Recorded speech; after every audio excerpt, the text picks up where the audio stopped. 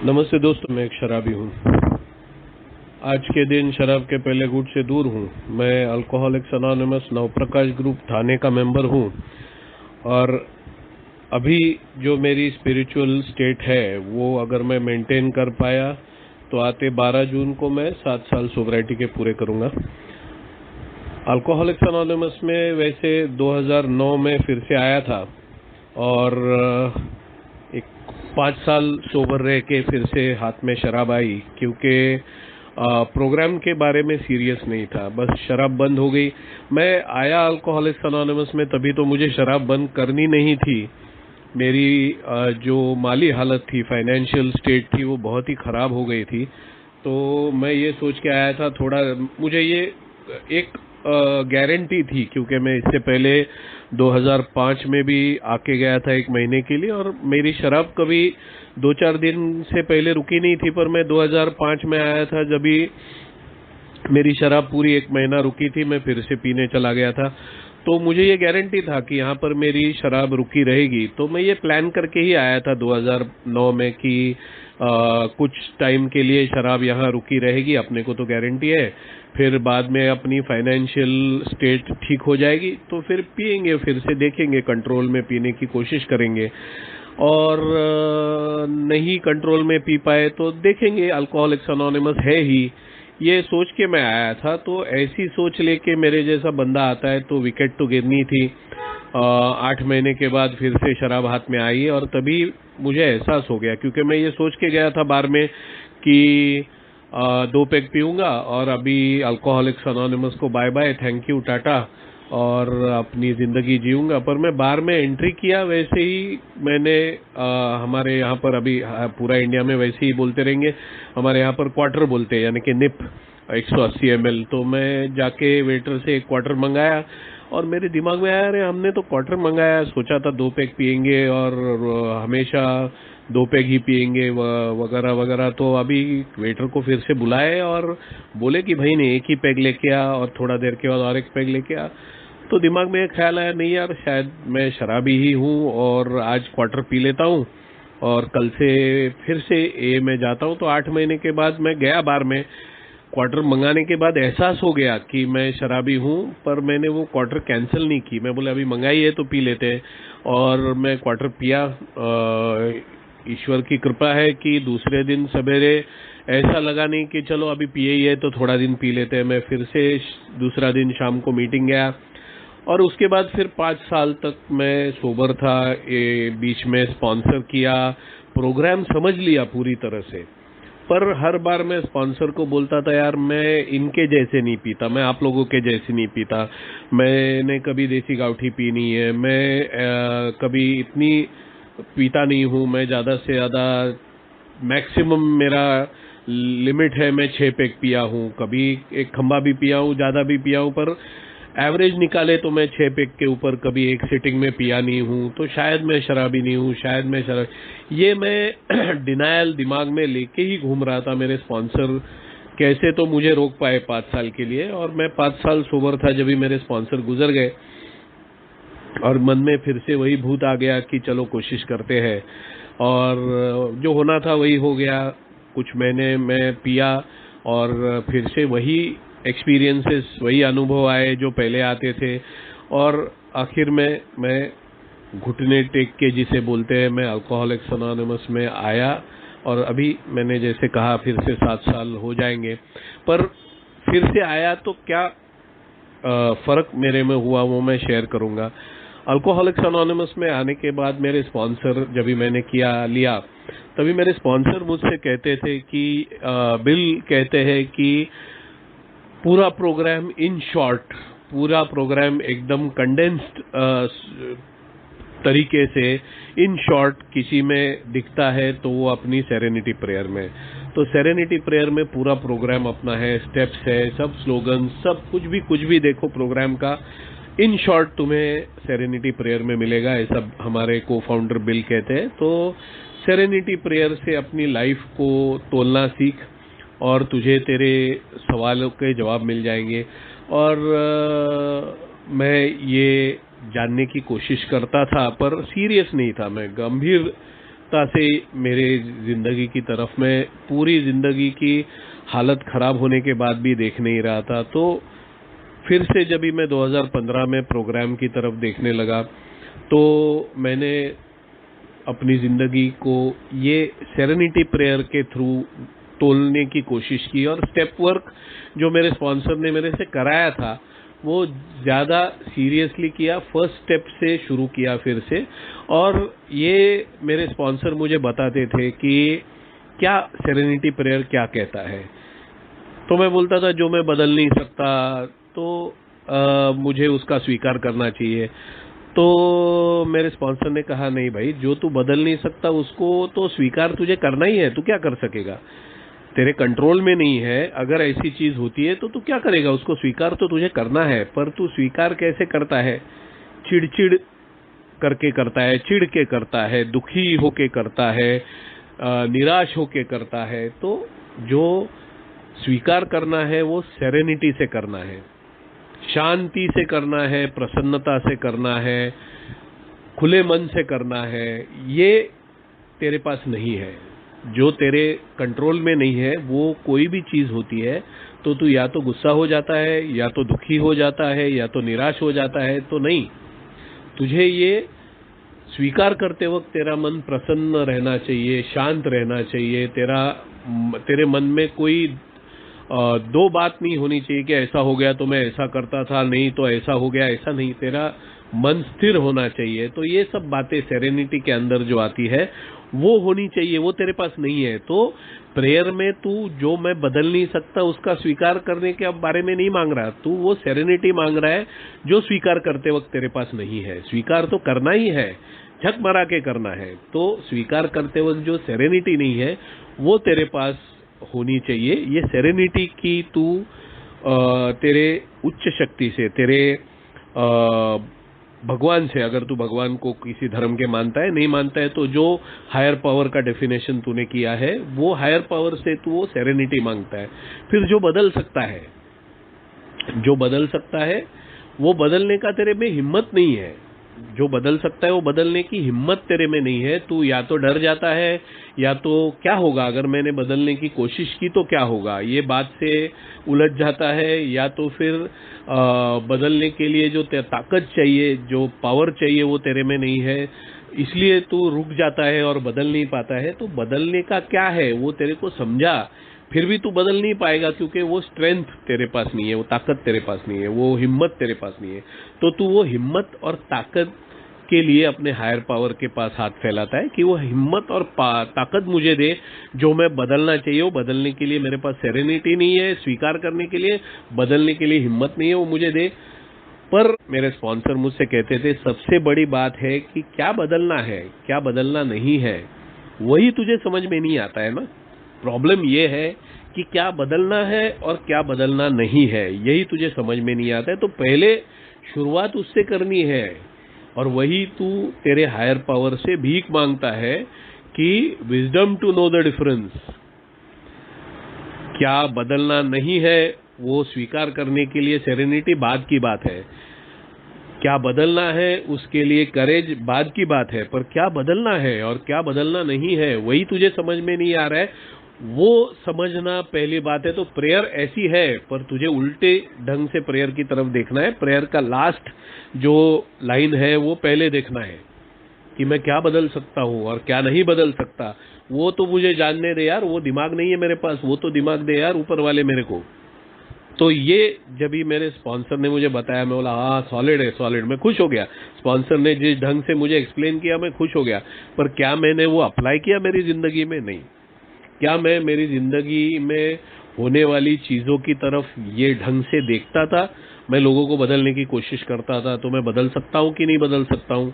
क्या मैं देखता था जो मैं लोगों को बदल सकता हूँ, ऐसे मुझे लगता था क्या सचमुच मैं बदल सकता था उनको? ये सब चीजों की तरफ मैं वो प्रेयर को अप्लाई नहीं कर रहा था।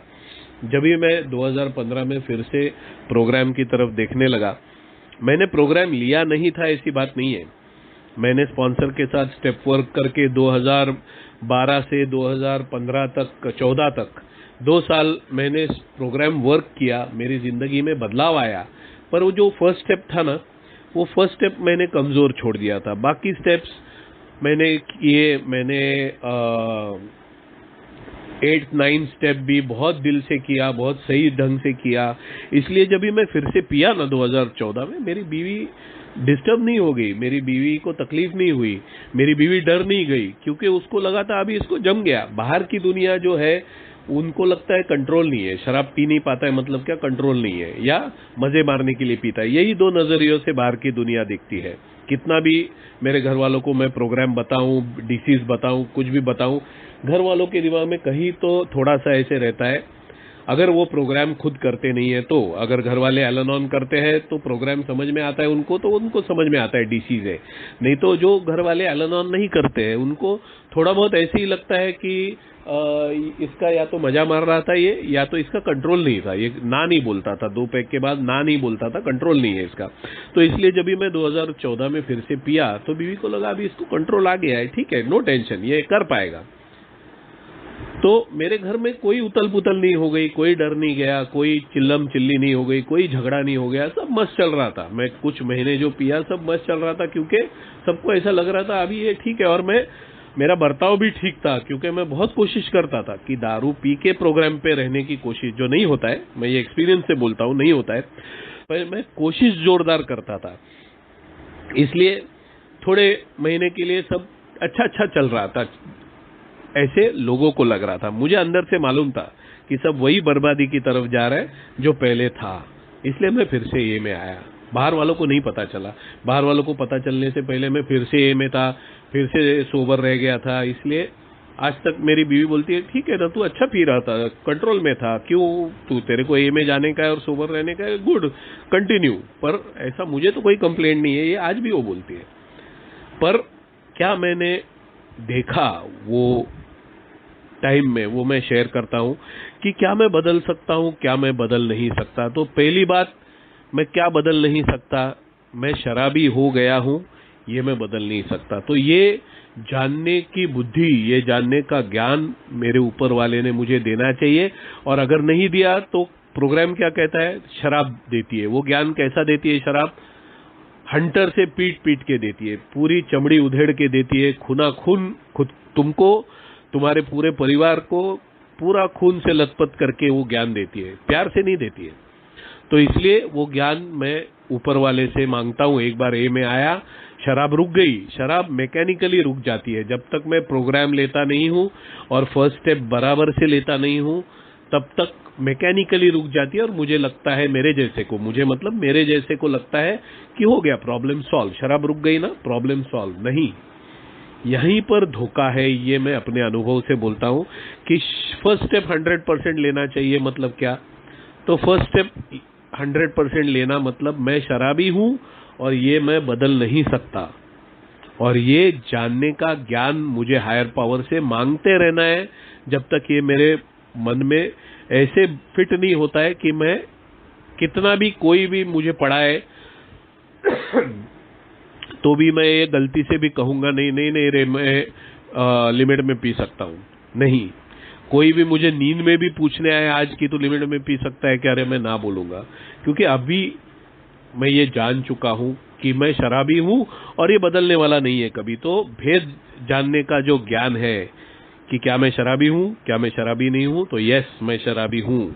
क्या मैं बदल सकता हूं, फिर से लिमिट में पी सकता हूं? नहीं, मैं लिमिट में नहीं पी सकता हूं। तो ये मुझे प्रसन्नता से, शांत मन से और मन की स्थिरता से स्वीकार करना है कि हाँ, मैं कभी भी लिमिट में नहीं पी सकता और मैं शराबी हूं। ये अगर मैं प्रसन्नता से स्वीकार कर पाया तो मुझे तकलीफ नहीं रहेगी। अगर तकलीफ नहीं रहेगी तो मुझे शराब पीने की इच्छा नहीं होगी। मौका आया तो भी, कोई मुझे लाखों रुपए भी दे, कोई मुझे कुछ भी करे, कोई मुझे करे कहे तुझे जादू कर दिया है तेरे ऊपर, अभी तू लिमिट में पी सकता है, तो भी मैं बोलूंगा नहीं भाई, मुझे कोशिश ही नहीं करनी है, बात खत्म। शराब ये चैप्टर मेरी जिंदगी का ओवर हो गया है। तो अगर मैं लिमिट में पी सकता हूँ, वंडरफुल। आज मेरे को कोई आके बोलेगा भाई तू लिमिट में पी सकता है, मैंने तेरे ऊपर जादू कर दिया है, तो मैं बोलूंगा वेरी गुड, लिमिट में पी सकता हूँ, वंडरफुल। पर शराब ये चैप्टर मेरे जिंदगी का खत्म हो गया है, तो लिमिट में पी सकता हूँ तो अगले जन्म में देख लेंगे। तो थैंक यू वेरी मच, तूने मेरे ऊपर जादू किया है। अभी मैं लिमिट में पी सकता हूँ, मैं दुनिया को बोलूंगा मैं लिमिट में पी सकता हूँ, पर मैं कोशिश करने नहीं जाऊंगा, क्योंकि ये मैंने स्थिर मन से, शांत मन से, प्रसन्न मन से स्वीकार कर लिया है कि मुझे ये कोशिश ही नहीं करनी अभी। तो ये स्टेप 1 का 100% है। स्टेप 1 का 100% ये नहीं है कि मैं दुखी मन से स्वीकारूं कि क्या यार इसका अनुभव मैं शेयर करता हूं। मैं जब ये में आया, मैं मीटिंग कर रहा था, शराब से दूर था, मेरा एक साइट चालू था। ये मैं अनुभव बहुत बार बताता हूं, ये अलग ढंग से आज बताता हूं। इसमें से रिफ्लेक्ट क्या होता है, मेरा दुखी मन कैसे रिफ्लेक्ट होता है कि मैं साइट पे खड़ा था, एक शराबी जिसके मुंह का बास बता रहा था कि अभी थोड़ा देर पहले पिया है, मुझसे आके 10 रुपया मांगा, मैंने उसको दिया। किसी बंदे ने आके मुझसे बोला, अरे क्यों दिया, तेरे को दिखता नहीं है पिया हुआ है, और जाके पिएगा। मेरे मुंह से जो शब्द निकले, जो लफ्ज निकले, वो मैंने तैयार नहीं किया था डायलॉग, वो मन से आया था। वो डायलॉग ऐसा था कि भाई ठीक है ना, पीने दो यार, मैं नहीं पी सकता, इसको तो पीने दो। तो ये जो मैं नहीं पी सकता, इसको तो पीने दो, ये अंदर से जो आवाज आई थी वो मेरी दुखी आत्मा थी। क्या यार मैं पी नहीं सकता यार, शह में बेवड़ा है। तो अगर मेरी आत्मा दुखी है, अगर प्रसन्नता से मैंने स्वीकार नहीं किया है कि जो मैं बदल नहीं सकता उसको मैंने प्रसन्नता से स्वीकार नहीं किया है, तो मेरा फर्स्ट स्टेप ये मान के भी कि मैं शराबी हूं, ये मान के भी 100% नहीं है, ये जान के भी 100% नहीं है कि मैं शराबी हूं, ये जान के भी 100% नहीं है, क्योंकि उसका स्वीकार मैंने प्रसन्नता से नहीं किया है, उसका स्वीकार मैंने स्थिर मन से नहीं किया है, उसका स्वीकार मैंने शांत मन से नहीं किया है। तो ये शराब चैप्टर मेरे लाइफ में से ओवर हो गया है। ये मैंने स्थिर मन से, शांत मन से, प्रसन्न मन से जिस दिन स्वीकार किया, उस दिन मेरा स्टेप 1 100% हो गया।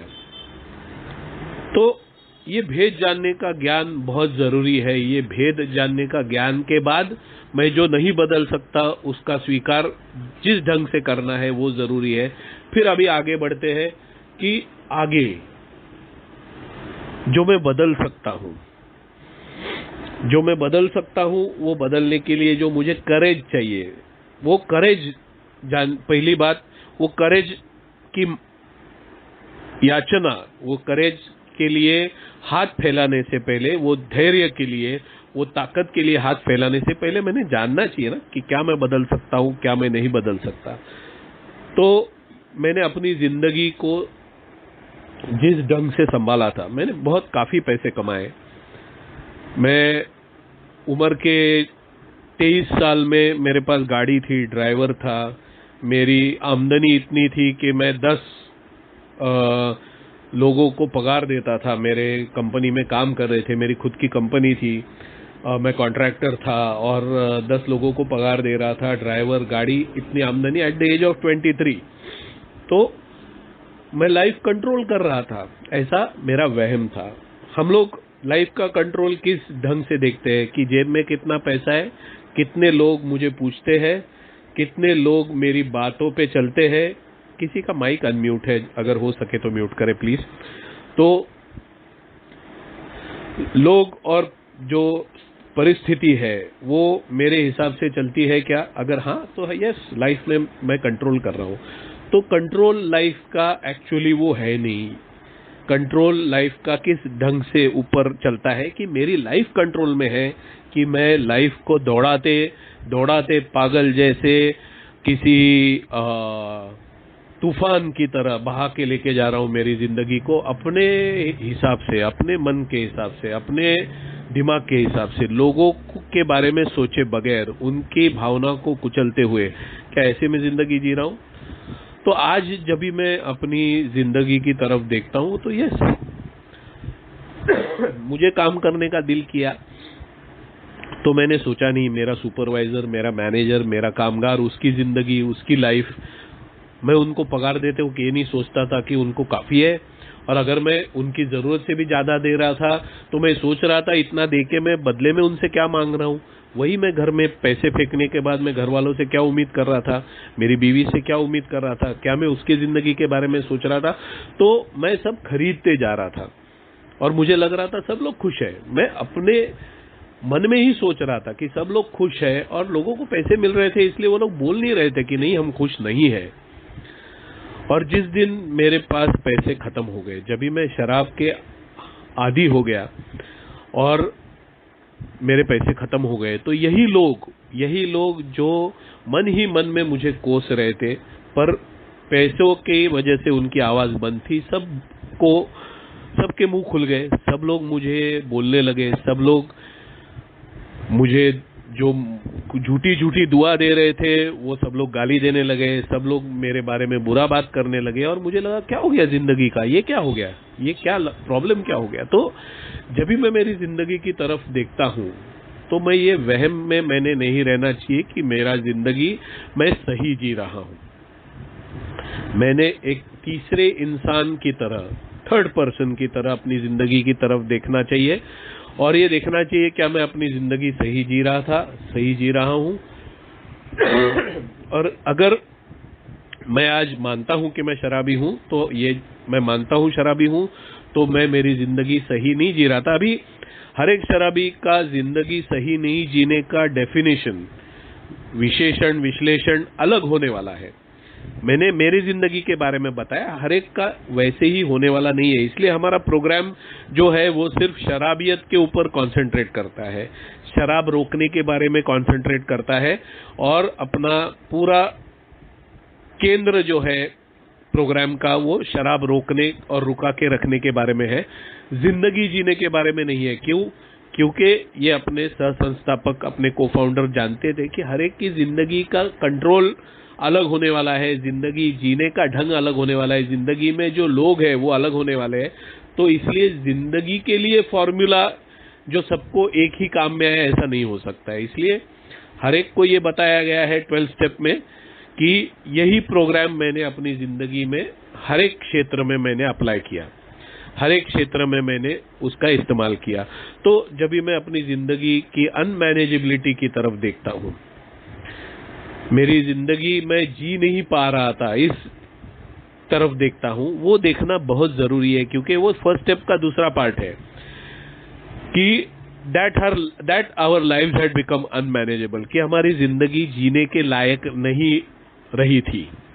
तो क्यों नहीं रही थी जीने के लायक, ये देखना बहुत जरूरी है। तो क्या मैं मेरी जिंदगी सही ढंग से जी रहा था? अगर नहीं जी रहा था तो अब क्या कर सकता हूं? तो सेकंड स्टेप से मुझे ये बताया गया है कि only a power greater than myself can restore me to sanity. सिर्फ मेरे से श्रेष्ठ ऐसी कोई ताकत है जो मेरी दिमागी जो हालत है, जो मेरा दिमाग का संतुलन मैंने खो दिया है, उस संतुलन को पुनर्प्रस्थापित करेगी। एक पावर, एक ताकत जो मेरे से श्रेष्ठ है, वो मेरी दिमागी जो असंतुलित मेरा दिमाग है उसका संतुलन पुनर्प्रस्थापित करेगी। तो ये मानना जरूरी है, उसके लिए ये जानना जरूरी है कि क्या मैं मेरी जिंदगी सही जी रहा था। मेरे पास गाड़ी थी, मेरे पास ड्राइवर था, मेरे पास 10 लोग थे जिनको मैं पगार दे रहा था, बीवी को जेवर खरीद के दे रहा था, बीवी को बहुत महंगे ड्रेसेस दे रहा था, फॉरेन टूर करा रहा था। तो मेरा जिंदगी कंट्रोल में था ना। दुनिया तो ऐसी ही दिखती है ना कि कंट्रोल में है क्या जिंदगी। तो एक्चुअली बहुत जो नॉन अल्कोहलिक लोग हैं उन्होंने भी जिंदगी को इस ढंग से देखना चाहिए क्या, तो वो मेरा डिपार्टमेंट नहीं है, तो इसलिए उसके बारे में मैं बात नहीं करूंगा। मैं सिर्फ अपनी जिंदगी के बारे में बात करूंगा कि नहीं, ये मेरी जिंदगी को डिफाइन नहीं करते। मेरे पैसा, मेरी फाइनेंशियल स्टेट, मेरी सोशल स्टेट मेरे जिंदगी को डिफाइन नहीं करते हैं। मैं किस ढंग से जिंदगी जी रहा था वो मैंने खुद ने देखना चाहिए। तो जब भी मैं ये स्टेप वर्क करता हूं तभी अपनी जिंदगी की तरफ देखता हूं और फिर मैं क्या करता हूं, फिर मैं मेरी जिंदगी को किसी श्रेष्ठ शक्ति के हवाले करने की तैयारी शुरू करता हूं। पहले ये मानना जरूरी है कि मेरे से कोई श्रेष्ठ शक्ति है। अगर मैं किसी धर्म के भगवान को नहीं मानता तो ये मानना जरूरी है कि मेरे से कोई श्रेष्ठ शक्ति है जो मेरी जिंदगी मेरे से बेहतर चला पाएगी। अगर मैं ये मानूंगा नहीं, ये भेद मैं जानूंगा नहीं, ये भेद जानने का ज्ञान मुझे होना चाहिए। अगर मेरे पास वो ज्ञान नहीं है तो वो ज्ञान टेम्पररीली कोई हायर पावर देख के, मतलब क्या, अभी टेम्पररी हायर पावर क्या है मेरे लिए, तो मेरा स्पॉन्सर है। मेरा स्पॉन्सर ये मेरी हायर पावर नहीं हो सकती, ये मैंने अनुभव लिया है और अनुभव से ये गारंटी से कह रहा हूं कि मेरी हायर पावर मेरा स्पॉन्सर नहीं हो सकता, क्योंकि मेरा स्पॉन्सर इंसान है, उसको लिमिटेशन है। पर टेम्पररीली मेरा हायर पावर, मेरा स्पॉन्सर मेरा हायर पावर हो सकता है। तो वो क्या करेगा, वो मुझे ये जानने के लिए मदद करेगा कि कोई हायर पावर मेरी जिंदगी को मेरे से अच्छी तरह से संभाल सकती है और मुझे एक अच्छी जिंदगी जीने के लिए मदद कर सकती है। तो ये जानने के लिए मेरा स्पॉन्सर मुझे हेल्प कर सकता है। ये सेकंड स्टेप जो है कि only a power came to believe बताया है। देखिए, केम टू बिलीव का मतलब क्या है, अनुभव से ये विश्वास हो गया। कौन से अनुभव से, जब भी मैंने मेरी जिंदगी अपने मन से चलाने की कोशिश की और मेरी जिंदगी की वाट लग गई। तो ये वाट लग गई क्या, मेरे पास तो गाड़ी थी, मेरे पास तो ड्राइवर था, तो वाट लग गई थी क्या? तो ये किस ढंग से मेरी जिंदगी की मैं वाट लगा रहा था। उम्र की 18-19 साल से मैंने इंजीनियरिंग किया और कॉन्ट्रैक्टर किसी और ही फील्ड में हो गया। मुझे होना था वकील, मैं हो गया इंजीनियर, और मैं कॉन्ट्रैक्टर किसी और ही फील्ड में हो गया जिसके लिए एजुकेशन का कोई रिक्वायरमेंट ही नहीं था। तो मेरी जिंदगी की वाट तो मैंने पढ़ाई लिखाई करते वक्त से ही शुरुआत की थी, अपनी मन की। बात वो डायलॉग है ना पिक्चर में, वो डायलॉग सही नहीं है पर वो डायलॉग है करके बताता हूं कि मेरे मन को भाया मैंने कुत्ता काट के खाया। तो ये सही नहीं है डायलॉग, पर वैसे मेरे मन को भाया, जो मन में आया वो मैंने किया। और मैं पैसे के ऊपर बोल रहा था कि क्या मैंने जिंदगी की वाट लगाई, नहीं, मैं तो एकदम सही जा रहा था यार। दारू बीच में आई नहीं तो मेरा सही जा रहा था, नहीं, मैं मेरी जिंदगी जी नहीं पा रहा था, इसलिए एंड में जाके मैं दारू के ऊपर डिपेंड हो गया। तो ये एग्जैक्टली मेरी जिंदगी में जी नहीं पा रहा था, मतलब क्या, ये मैंने ढूंढ के निकालना है। मेरे अनुभव लिख के, बचपन से मेरे जो जिंदगी के अनुभव है वो देख के, लिख के, स्पॉन्सर से बात करके मैंने ये ढूंढ के निकालना है कि जिंदगी की वाट लगाई मतलब एग्जैक्टली मैंने क्या किया। फिर हायर पावर मेरी जिंदगी को संवारेगी, ये मैंने मानना है, वही सेकंड स्टेप है। सिर्फ जानना है कि एक हायर पावर मेरी जिंदगी को संवारेगी, मैं मेरी जिंदगी को संवार नहीं पाऊंगा। तो ये जान के, ये भेद जानने का ज्ञान जब भी होगा मेरे को कि मैं मेरी जिंदगी को संवार नहीं पाऊंगा, कोई हायर पावर ही संवार पाएगी।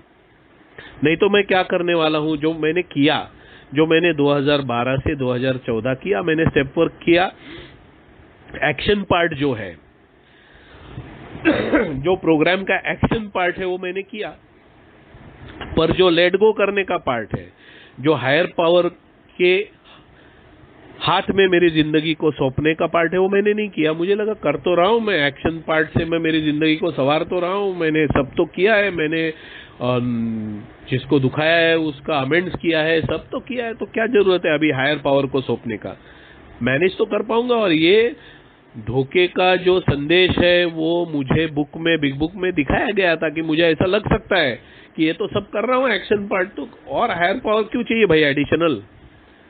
और उधर भी मैं अपने आप को फंसा रहा था, मैं अपने आप को फंसा रहा था। किस ढंग से, मैं ये नहीं बोल रहा था कि हायर पावर को सौंपना नहीं है, मैं ये बोल रहा था कि हायर पावर को सौंपना है, पर हायर पावर को क्या चाहिए ये मैं खुद ही डिसाइड कर रहा था।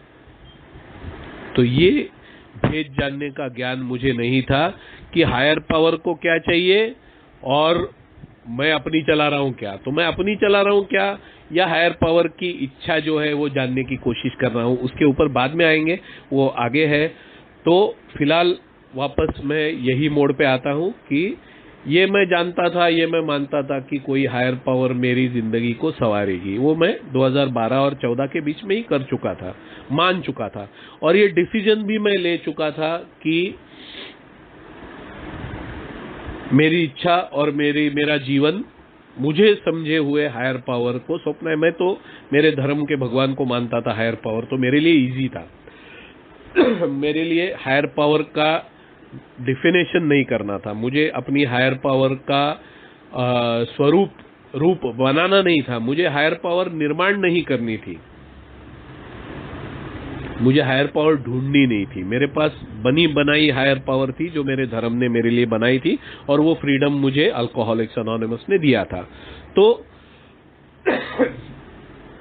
मैंने ये डिसीजन भी लिया कि अपनी जिंदगी अपने हायर पावर को मैं सौंप दूंगा। तो इतना तो मैं भेद जान गया था कि मैं नहीं चला पाऊंगा अपनी जिंदगी। मेरे स्पॉन्सर ने मेरे से मेरी जिंदगी के बारे में बात कर करके, अभी वो डिटेल में अगर मैं बताऊंगा कि गाड़ी थी, ड्राइवर था, लोग थे, तो फिर मेरी जिंदगी की वाट कैसे मैं लगा रहा था, तो शायद ये 1 घंटा नहीं 10, 20, 50 घंटे कम पड़ जाएंगे। मैं सिर्फ आपको आउटलाइन मेरी जिंदगी की बता रहा हूं ताकि जिसे अपनी जिंदगी की तरफ देखना है वो देख पाए।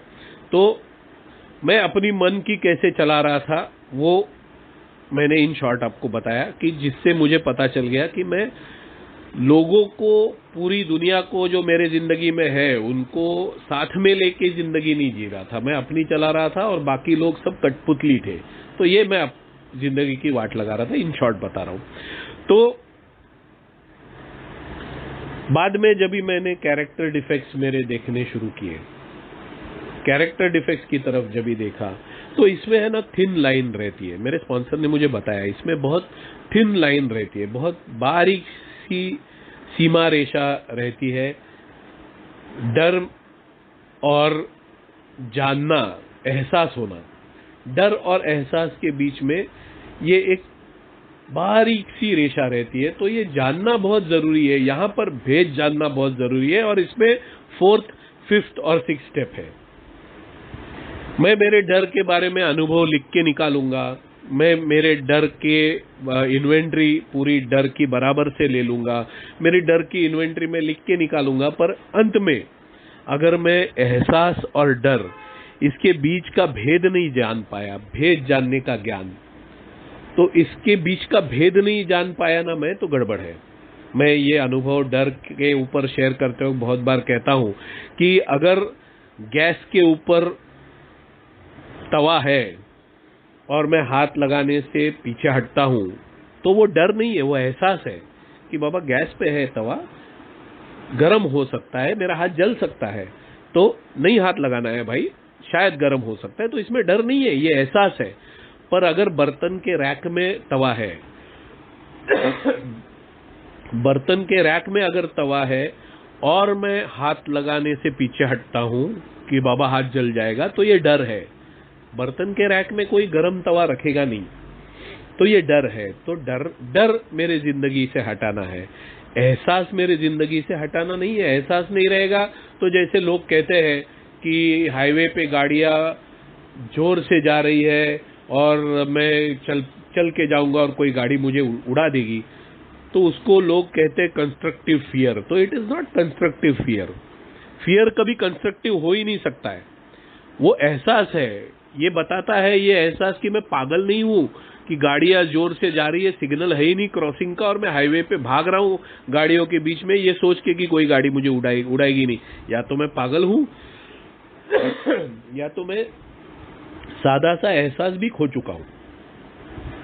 तो ये भेद है एहसास और डर में। इसलिए अगर मैं मेरी डर की पूरी इन्वेंट्री लेके बाद में अपने डर को निकाल नहीं पाया, तो उसकी वजह ही यही है कि ये भेद जानने का जो ज्ञान है। तो इसलिए मुझे हायर पावर को मेरे, जो मैं सेकेंड स्टेप में अपनी हायर पावर की डेफिनेशन बनाऊंगा, अ power greater than my self, या मैं किसी धर्म का भगवान मानता हूं, तो मेरे भगवान को मैंने ये 4th स्टेप लेने के बाद में मैंने प्लीड करना है, मैंने प्रार्थना करनी है कि भाई भगवान प्लीज मुझे ये भेद जानने का ज्ञान दे कि एहसास क्या है और डर क्या है। मैंने अपने डर को कंस्ट्रक्टिव फियर का बुर्खा पहना के, मास्क पहना के, मुखौटा पहना के मैंने वो डर को संभाल के रखना नहीं है। मैंने डर से बाहर निकलना है, नहीं तो ये डर मुझे फिर से शराब के पास भेजेगा या बिना शराब पिए मेरी जिंदगी की हालत खराब कर देगा। तो मुझे डर निकालना है मेरी जिंदगी से, शराब से दूर रहने के लिए और अच्छी जिंदगी जीने के लिए। तो कंस्ट्रक्टिव फियर नाम की कोई चीज नहीं है, मेरे स्पॉन्सर ने मुझे दिखा दिया था। बहुत सारी चीजें मैंने 2012 और 14 के बीच में अच्छी करी थी, सिर्फ फर्स्ट स्टेप छोड़ के जो मेरी विकेट ले गई बाद में। बाद में आता है अहंकार और आत्मसम्मान। अहंकार और आत्मसम्मान के बीच में भी एक बारीक रेखा है, बारीक सीमा रेखा है। मैं अहंकार अहंकार अहंकार को निकालने के चक्कर में ऐसा ना हो कि कोई मेरा अपमान कर रहा है, मेरा जहां पर हक है वहां पर मेरा हक छीना जा रहा है और मैं कहता हूं नहीं नहीं मैं नहीं जाऊंगा, हक के लिए बात करने के लिए भी मैं नहीं जाऊंगा, वो मेरा अहंकार है, मैंने छोड़ देना है। अगर भगवान है तो वो मुझे दे देगा। मेरे फैमिली में, मेरे ऑफिस में, मेरे समाज में बिना वजह मेरे इंसल्ट हो रहे हैं और मैं बोलता हूं नहीं नहीं वो मैं कुछ बोलूंगा नहीं, मेरा अहंकार है, तो ये पागलपन है। आत्मसम्मान और अहंकार में जो बारीक सीमा रेखा है वो मैंने पहचाननी है। मेरा आत्मसम्मान खो के नहीं चलेगा। अगर मैंने आत्मसम्मान खो दिया तो मैं फिर से शराब के पास जाने वाला हूं, क्योंकि मैं फिर आत्मकरुणा में चला जाऊंगा, मैं सेल्फ पिटी में चला जाऊंगा और मैं शराब पीऊंगा। तो आत्मसम्मान खोना नहीं है, ये मेरे स्पॉन्सर ने दिखाया, पर ये बहुत डेंजरस चीज है। तो इसलिए ये डे टू डे लाइफ में जब तक प्रोग्राम और अच्छी तरह से होता नहीं है, थाना के हमारे एक ओल्ड टाइमर कहते हैं कि 12 स्टेप एक बार लेना और लेते ही रहने में फर्क क्या है। तो फर्स्ट टाइम प्रोग्राम लेना मतलब रेडियो पे चैनल मिल गया, पर वो चैनल में खरखर खरखर आती है, बाजू का चैनल का थोड़ा थोड़ा आवाज आता है, तो फिर हम लोग दूसरा बटन रहता है उसको घुमा घुमा के फाइन ट्यूनिंग करते हैं। तो फाइन ट्यूनिंग करके वो चैनल का आवाज एकदम क्लियर आने तक वो फाइन ट्यूनिंग का बटन घुमाते रहते हैं। तो ये फाइन ट्यूनिंग करना है। एक बार प्रोग्राम लेने के बाद बार बार उसको रिवाइज करते रहना, उसका सराव करते रहना, मतलब फाइन ट्यूनिंग करते रहना। तो ये आत्मसम्मान और अहंकार को जानने के लिए फाइन ट्यूनिंग की बहुत जरूरत है। वो शुरुआत में नहीं करना है। शुरुआत में थोड़े अपमान सहन कर लो, थोड़ा अपना आत्मसम्मान खो जाएगा, चलेगा। मेरे स्पॉन्सर ने ये बताया मुझे। तो ये भेद जानने का ज्ञान होना चाहिए। अपना जो अपने को फाउंडर है वो बताते हैं कि मुझे फिर से मेरे देश का, मेरे समाज का, मेरी फैमिली का नागरिक बनना है मुझे। तो नागरिक बनना है तो मेरा आत्मसम्मान नहीं खोना है मैंने। तो ये अहंकार और आत्मसम्मान के बीच का भेद नहीं जाना, तो इसमें बड़ा धोखा क्या है। मैंने एक तो बता दिया कि मैं आत्मकरुणा में चला जाऊंगा और फिर से पीऊंगा।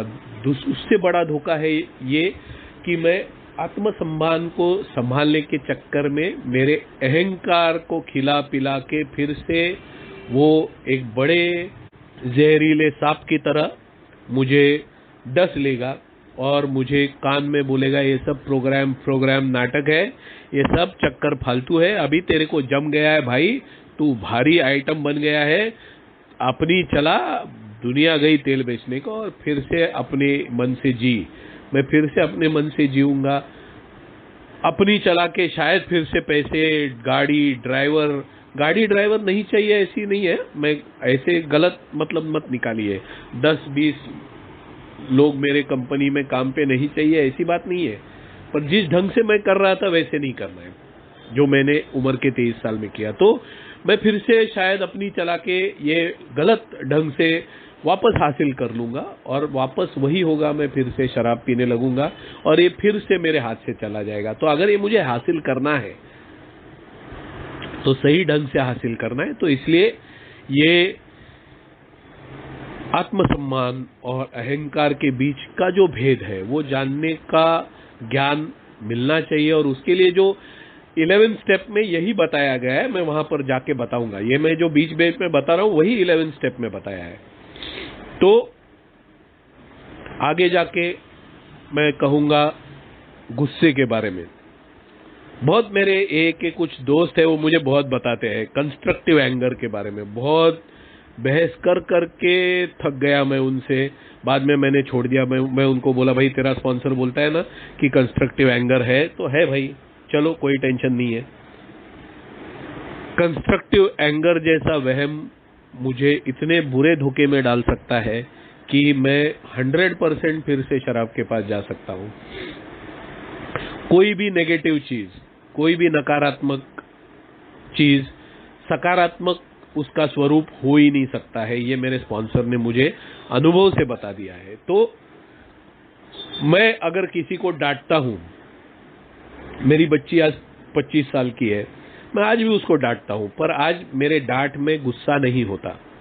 मैंने ये अनुभव बहुत बार कहा है कि मैं कैसे मेरे बच्ची को 100 में 98 मार्क मिले और 2 मार्क गए करके मैं उसको बताने को गया, उसने उड़ा दिया मजाक में, ठीक है यार डैडी 2 मार्क गए, 98 तो मिले, और मैं गुस्सा हो गया।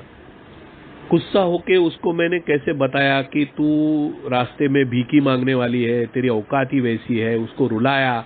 मैं भूल गया उसको 98 मिले यार, उसको कुछ गिफ्ट देना चाहिए, उसकी पीठ थपथपानी चाहिए, मैं सब भूल गया। बस उसने मुझे गुस्सा दिलाया तो मैंने उसको इतनी बुरी तरह से रुलाया कि ये बात है वो 14 साल की थी जब, आज वो 25 साल की है, फिर भी भूली नहीं है वो।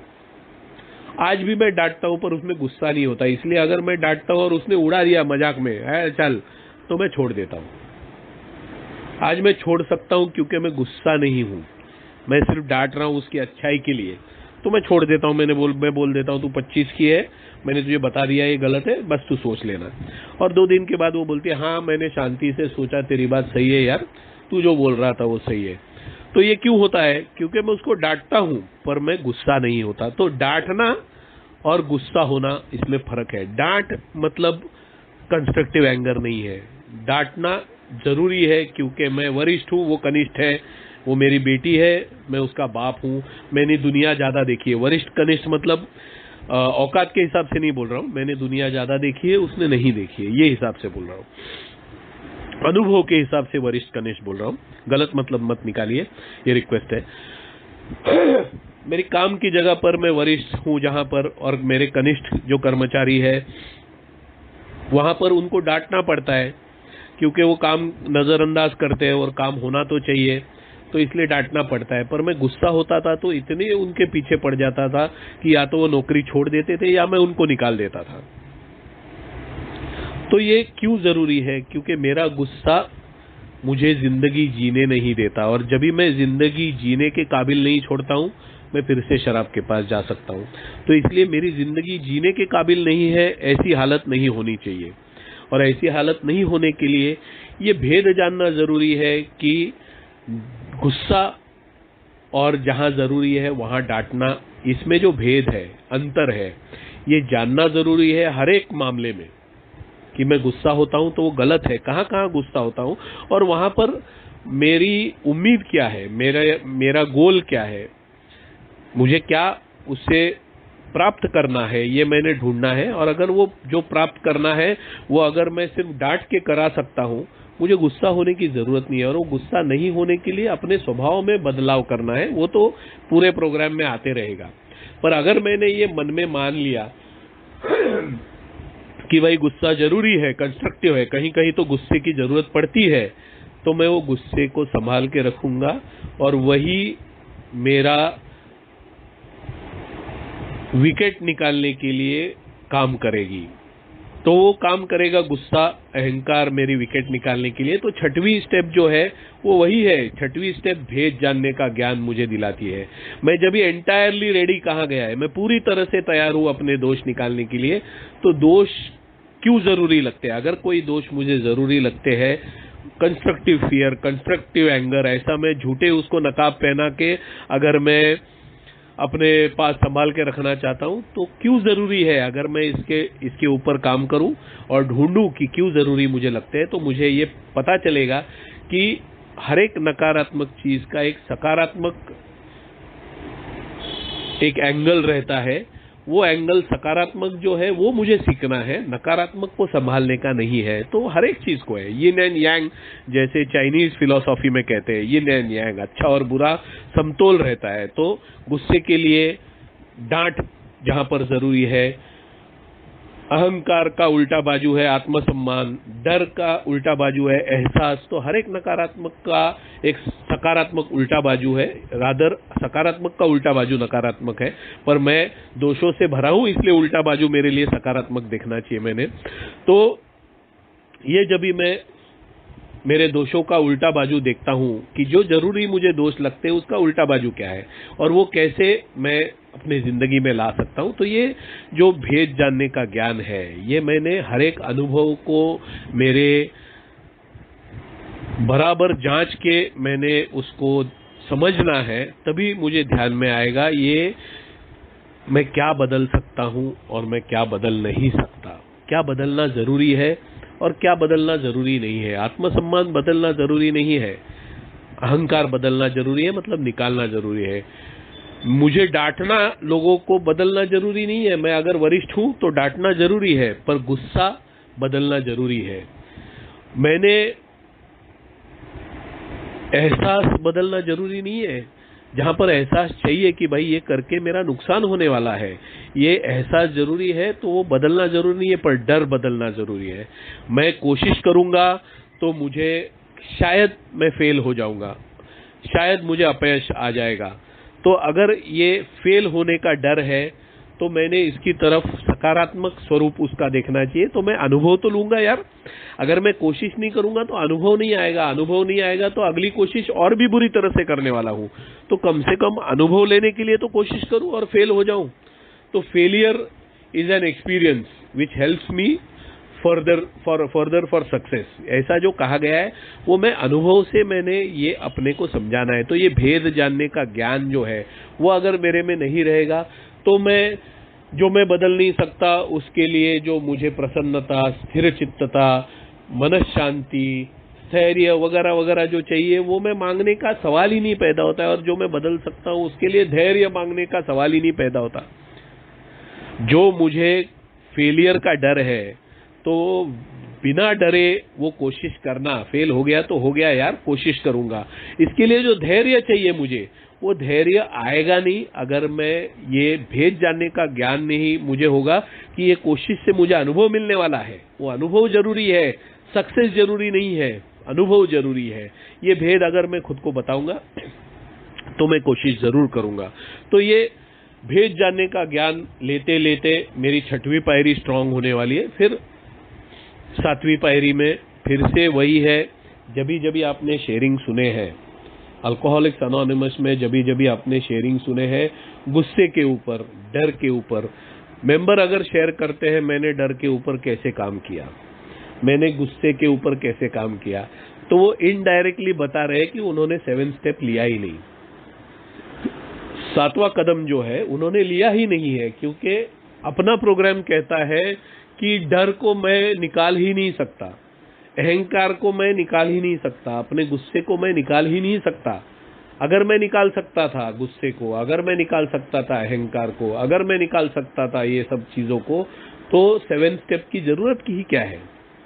मैं निकाल नहीं सकता। इसलिए अगर कोई स्टेप वर्क किया है तो वो किस ढंग से शेयर करेगा। मैं किसी के शेयरिंग की टिप्पणी नहीं कर रहा हूं, पर आप लोग सुनते हैं इसलिए बता रहा हूं, मैंने सुना है इसलिए बता रहा हूं, मेरे स्पॉन्सर ने मेरे से कराया है इसलिए बता रहा हूं कि अगर किसी ने स्टेप वर्क किया है तो वो मैंने डर कैसे निकाला। तो मैं डर से निकालने के लिए पूरी तरह से तैयार हो गया। पहले मैं जान लिया कि डर क्या है और एहसास क्या है, कहां कहां मैं डरता हूं, कहां कहां मैंने डरना नहीं है पर वो डर मुझे छोड़ ही नहीं रहा है।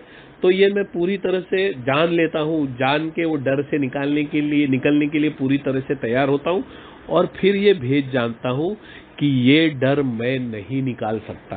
ये मैं कभी भेद जानूंगा जब भी मैं कोशिश करूंगा वो डर निकालने का, वो डर निकालने का मैं कोशिश करूंगा और बार बार मैं फेल हो जाऊंगा। जब भी मुझे ध्यान में आएगा ये डर नहीं निकाल पा रहा हूं मैं, तो ऐसे वक्त में क्या करता हूं, जो हायर पावर मेरी है जिससे मैंने नाता बनाया है 5th स्टेप में, मैंने 2nd 3rd स्टेप में हायर पावर से नाता बनाया नहीं है, क्योंकि 2nd 3rd स्टेप मेरे मन में है, मैंने हायर पावर से बात ही नहीं किया है 2nd 3rd स्टेप में, ये मेरे दिमाग में है।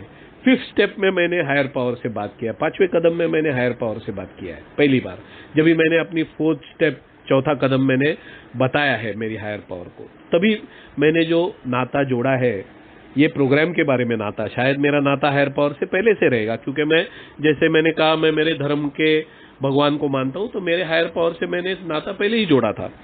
तो ये प्रोग्राम के हिसाब से जो नाता मैंने 5th स्टेप से जोड़ा है मेरे हायर पावर से, वो हायर पावर को मैं 7 स्टेप में बोलता हूं कि मैंने कोशिश करी है और मेरे से होता नहीं है डर निकालने को, डर मेरे से निकाल, मैं हाथ जोड़ के प्रे करता हूं। ये मैं कभी प्रे करता हूं जब भी वो डर का वक्त आता है नजदीक, जब भी कोशिश करने का वक्त आता है और मुझे लगता है ये कोशिश करूंगा तो मैं फेल हो जाऊंगा, तो वो डर आता है और वो मुझे कोशिश से रोकता है।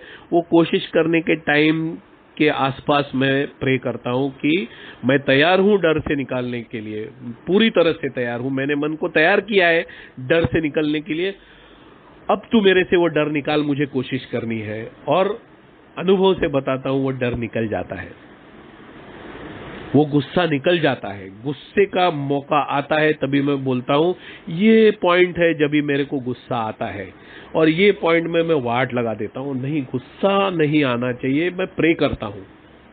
मैं डांटूंगा जहां जरूरी है, जहां जरूरी नहीं है मैं चुप रहूंगा, जहां जरूरी है मैं शांति से बात करूंगा, जहां जरूरी है, जहां जितना बात करना है उतना ही करूंगा।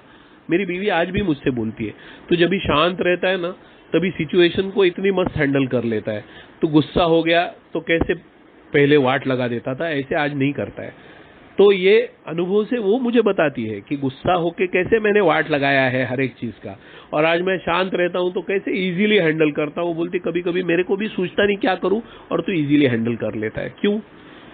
क्योंकि मैंने ये आदत डाली कि जहां पर गुस्सा आता है वहां पर मैं रोक के खुद को बताता था कि मेरे से गुस्सा निकलने वाला नहीं है, मैं ये रोक नहीं पाऊंगा, गुस्सा का टाइम आएगा जब ही। तो मैं हायर पावर से प्रे करता था कि ये गुस्सा मेरे से निकाल प्लीज, और ये हर बार करके ऐसा एक मौका आता है कि जब भी प्रे करना नहीं पड़ता है। वो 9 स्टेप में जो प्रॉमिस है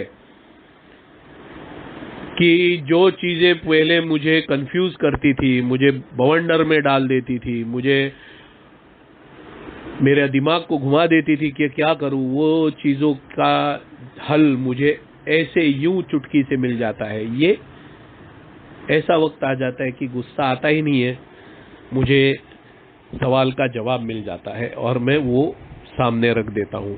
तो ये आता है अगर मैं ये 7 स्टेप इस ढंग से करूं। 7 स्टेप मतलब मैंने गुस्से के लिए प्रे किया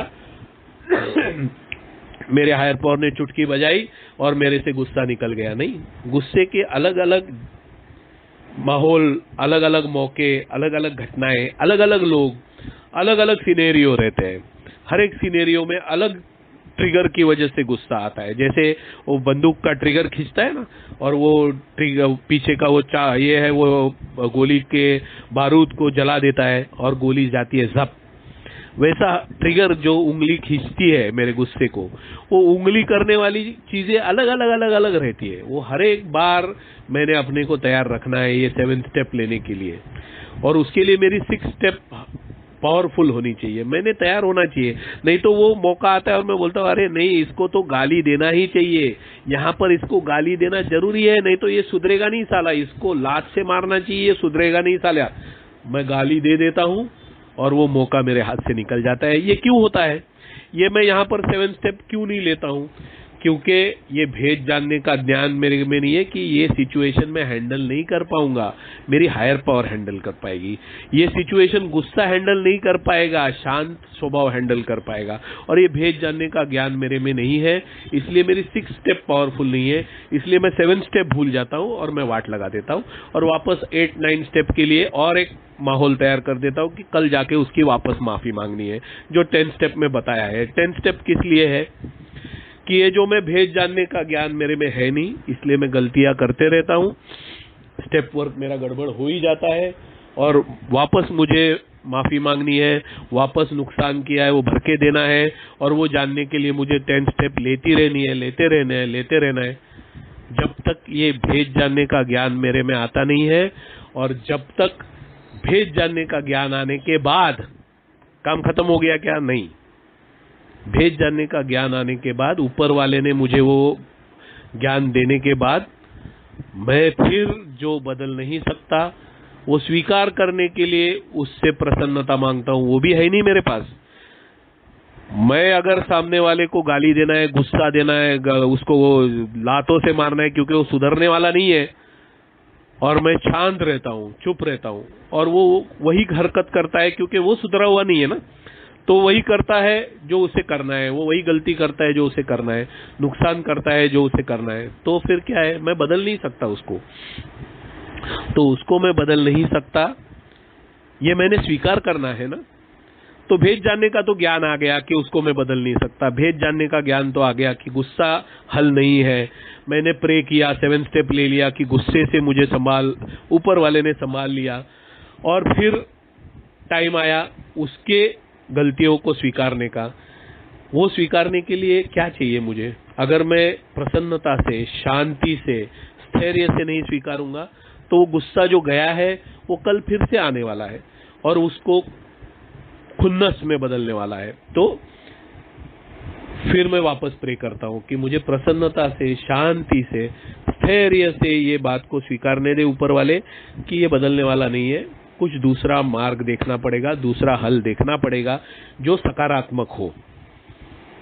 अगर मैं वो कर पाया तो बात खत्म, मैं सेफ रह गया।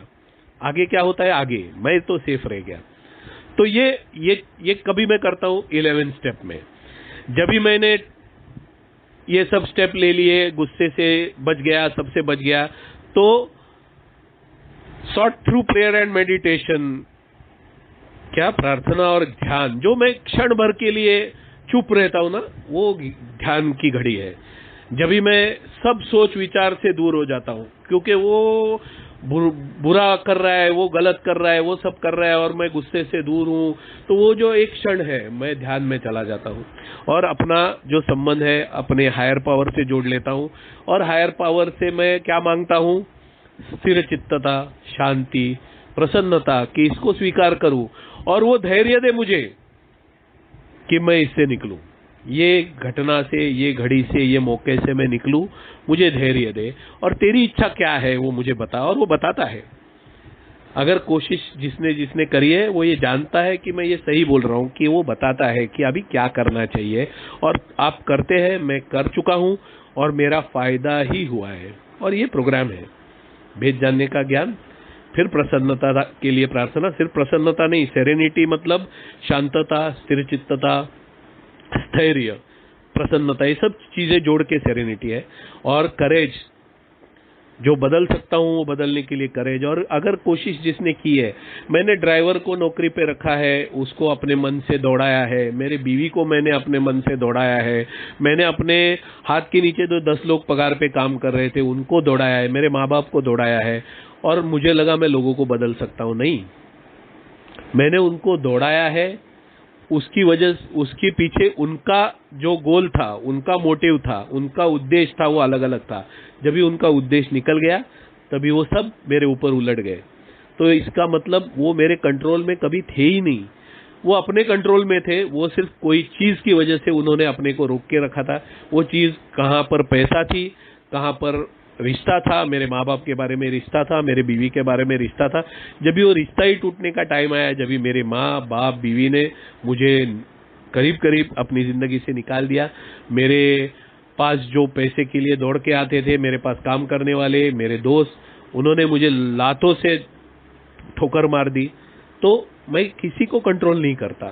तो जब भी मैं ये जान गया मैं किसी को कंट्रोल नहीं करता, मैं कंट्रोल खुद को भी नहीं कर सकता, मैं खुद को मैनेज कर सकता हूँ उसकी इच्छा के हिसाब से। तो मैं तभी से ये जो प्रेयर है वो प्रेयर को इस ढंग से देखता हूँ कि क्या मैं बदल सकता हूँ, क्या नहीं बदल सकता। वो भेद जानने का भगवान मुझे ज्ञान दे और वो ज्ञान देने के बाद जो मैं नहीं बदल सकता उसको स्वीकार करने के लिए मन की स्थिरता, प्रसन्नता और शांति दे, और जो मैं बदल सकता हूँ उसके लिए धैर्य दे। आज आपने मुझे मौका दिया शेयर करने के लिए, शांति से सुना। Thank you very much.